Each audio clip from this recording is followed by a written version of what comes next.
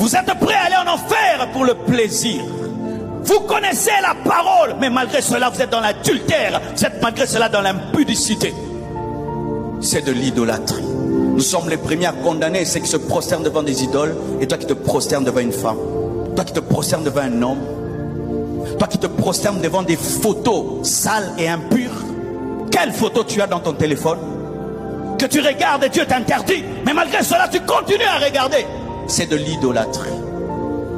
L'adorateur tue les idoles, il détruit les idoles, il efface les photos. Effacez vos photos. Les photos impures et sales que vous avez dans vos téléphones, effacez-les. Dans l'ancien temps, on cassait les idoles, mais aujourd'hui on n'a plus d'idoles, on a des photos et des vidéos. Effacez ces vidéos, effacez ces vidéos. Séparez-vous de quiconque vous amène loin de Dieu. Aujourd'hui, de plus en plus, quand je commence à regarder ce qui se passe dans les églises, je me dis, certains hommes de Dieu commencent à devenir fous. C'est lui qu'on adore, c'est lui qu'on élève. Et ils disent que c'est le respect dû à l'homme de Dieu.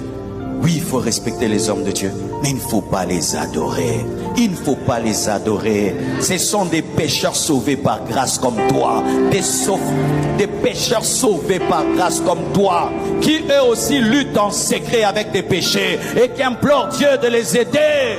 Quelles que soient nos soutanes, quelles que soient nos toges, nous sommes des hommes. Quelle que soit la grandeur de nos ministères, la taille de nos ministères, nous sommes des hommes. Un seul nom doit être élevé dans le culte, le nom de Jésus.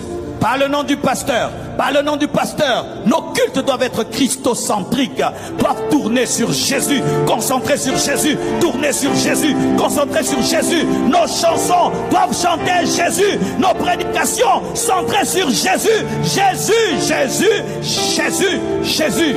Pas l'argent, pas la prospérité, pas la bénédiction, mais Jésus.